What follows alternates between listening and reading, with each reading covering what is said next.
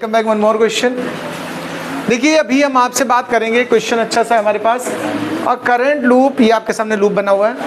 Current loop having two circular segments and joined by two radial lines, find the magnetic field at the centre ओ।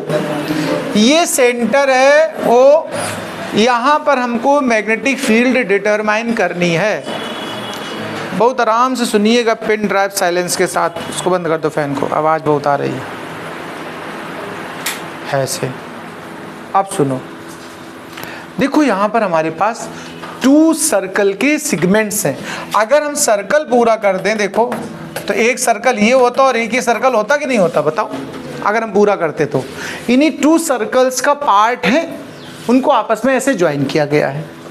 हमें इस दोनों की वजह से centre O पर मैग्नेटिक फील्ड चाहिए। ओके, तो चलिए हम सिंगल सिंगल करके सॉल्व करते हैं। पहले इस छोटे वाले को लेते हैं। इसकी रेडियस कितनी है आपके पास, देखो ए है। कितनी है, ए है।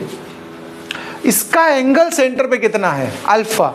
याद करो, मैंने आपको पहले एक फॉर्मूला सिखाया था, magnetic field at the centre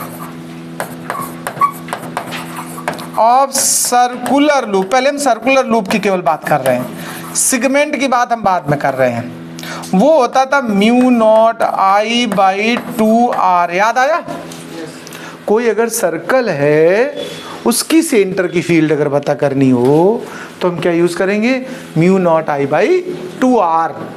लेकिन अगर सर्कुलर लूप की जगह सेगमेंट आ जाए कोई, for any circular segment angle alpha at centre, alpha theta कुछ भी हो, मतलब अगर सेंटर पर कोई एंगल बना हो, पार्ट हो सर्कल का, तब क्या करते हैं, ठीक है। तो इसी फॉर्मूले में मॉडिफिकेशन कर देंगे आप, mu not I upon 2i, और सुनिए अल्फा बाई 360 को या 4 पाई कह दो। 360 मतलब 4 पाई होता कि नहीं होता, अल्फा थीटा जो भी, जैसे 90 होता तो 90 बाई 2 पाई करते या 360 करते, 60 होता तो 60 बाई जो भी होता। ये फॉर्मूला सर्कुलर सेगमेंट से फील्ड फाइंड करने का। तो यहाँ पर दो तरह की फील्ड है, ध्यान से सुनिएगा। एक छोटा अंदर जो ए रेडियस वाला, उससे b1 कह दिया फील्ड, इस सर्कल छोटे वाले सर्कल से। तो देखो म्यू नॉट, करंट सेम है दोनों में, देखो आई एम्पियर की, अपान 2, इसकी रेडियस क्या है, ए। इसकी रेडियस कितनी है छोटे वाले की, ए, तो आर की जगह ए आ गया, और एंगल अल्फा ही है, ये b1 निकल आया। इसकी डायरेक्शन और सुनिए, हमें डायरेक्शन निकालना जरूर आना चाहिए। डायरेक्शन के लिए ध्यान रखिएगा, राइट हैंड थंब रूल का इन्वर्स स्टेप यूज करिए। हमने आपको राइट हैंड थंब रूल में कहा था कि अगर हम लोग करंट कैरिंग कंडक्टर को अपने राइट हैंड में ऐसे ऐसे ऐसे रैप कर लें, तो ये अगर करंट के पैरेलल है, देखो अंगूठा, तो ये रैपिंग या कर्लिंग जो है ये बी होगा। इसको उल्टा भी यूज कर सकते हो। अगर कर्ल में कभी करंट हो, ऐसे राउंड एंड राउंड सर्कल, तो ये अंगूठा जिस तरफ होगा वो क्या होगा, फील्ड। आप इस छोटे वाली की करंट देखो, इधर से घूम रही है, ऐसे ऐसे घूम रही, तो अगर हम फिंगर्स का कर्ल इससे मैच कराएं तो मैच हो रहा है, तो हमारा थंब किधर आ रहा है, आउटवर्ड। तो इसकी डायरेक्शन हमने आउटवर्ड लिख दी। कोई दिक्कत किसी को, बताओ यहां तक। दूसरा हम निकालेंगे, देखो अब B2 बड़े वाले सर्कल से, तो यहां तो कोई आउट में दिक्कत ही नहीं, 2b हो जाएगा, रेडियस बदल गई ना उसकी, एंगल वही बना हुआ अभी भी, अल्फा बाई 4 पाई यहां रहेगा। बट इसकी अगर देखो, इसका रैपिंग उधर को जा रही, देखो राउंड उस तरफ को जा रहा कि नहीं करंट का, तो इसको हम जब सेट करेंगे अपनी फिंगर के साथ, तो यूं इनवर्ड हो रहा कि नहीं हो रहा है, एक इनवर्ड है एक आउटवर्ड है, तो पक्का हो गया कि रिजल्टेंट जो फील्ड होगी वो ऐड होगी या सब्ट्रैक्ट, सब्ट्रैक्ट करके आएगी। दोनों को आपस में सब्ट्रैक्ट करना है।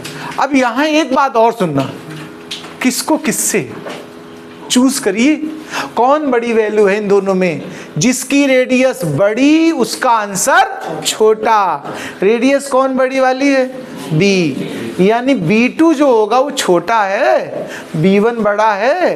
नेट फील्ड जब निकालेंगे आप, ध्यान देना भाई जी, अब तो ये हिस्सा हम खाली कर सकते हैं, इधर का तो तुम अपना लिख लेना, हम हटा दे रहे हैं, हमें जगह चाहिए ना।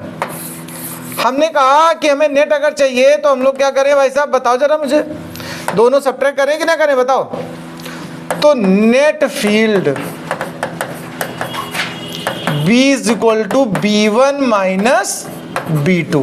कुछ कॉमन हो तो लिख लो भाई, म्यू नॉट है कॉमन, 4 पाई है कॉमन, 2 ये 2, अच्छा ये 4 पाई, ये 2 दोबारा लिखा रह गया क्या यहाँ पर अल्फा। अच्छा ये 4 पाई तो ये 8 पाई बनेगा जाके, कितना बन जाएगा देखो, कॉमन जब लेंगे तो कितना बनेगा, ये म्यू नॉट आई पान 2r होता ही है, और अल्फा बाई 360 को क्या कहते हो, 2 पाई कहते हो यार, 360 क्या कहते हो, 2 पाई। तो ये 2 पाई चल रहा है, ये चूंकि 2 यहाँ छूटा हुआ है ना इसलिए कह रहा हूँ, हमने वहाँ मल्टीप्लाई किया था लेकिन इसको हटाया नहीं था इसलिए थोड़ा, तो ये टोटल कितना है देखो, 360 मतलब क्या, 2 पाई।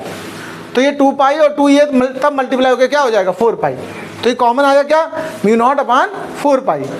आई भी कॉमन है देखो, अंदर बचेगा केवल, और अल्फा भी तो कॉमन है यार, अल्फा भी कॉमन, अंदर क्या बचा 1/a माइनस 1/a। ध्यान से देखना, यहाँ 4 पाई ही रहेगा क्योंकि रीजन क्या था, 2 ये वाला और 2 पाई से 2 और, तो 4 पाई बना। अब बस चाहो तो एलसीएम ले लो, नहीं तो यही आंसर है।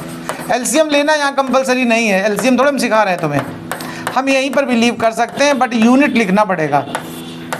यूनिट क्या होगी भाई साहब, 1 तसला पूरा।